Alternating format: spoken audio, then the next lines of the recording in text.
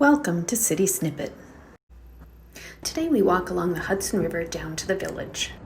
We decided to take a sunset Friday evening stroll along the Hudson. As we passed the Intrepid, we saw one lone paddleboarder, a really tiny figure if you look closely. It was a cool enough evening that at the play fountain there weren't any kids running through the water like during the summertime. And although the Pier 83 Circle Line ships area was still kind of quiet, I realized that they now have Hudson River fall foliage cruises on weekends, which might be something to check out. As we neared 34th Street and looked east, we could see the Hudson Yards and the vessel in the distance. And along the walkway, there's a little garden where we saw tomatoes ripening. In Chelsea, I spotted a candelabra of water towers. And as we came upon the Hudson River Greenway, we came to the Two Large Tables by Alan and Alan Wexler. This area, I have to say, is one of my favorites, even though it can be crowded. The Pier 66 area with its kayak and paddle boards, and there's the lightship frying pan, and then soon you get to Pier 64. It's our old neighborhood in Chelsea, and it still warms my heart.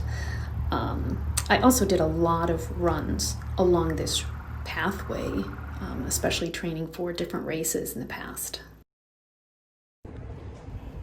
I haven't been inside Chelsea Piers for more than a year, but it's a lively place outside. There's a skateboard park right over here and a merry-go-round. There's different ships that take people on brunch cruises and things. And inside the parking garage area by the golf range, there's this creation of Adam kind of imitation, which always makes me chuckle. And you can see the outdoor golf range right over here.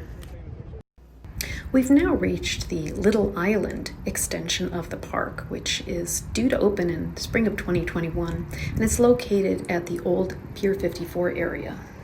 I'm looking forward to it opening. There will be pathways for walking and a botanic garden of trees, shrubs, grasses, perennials, and different elevations.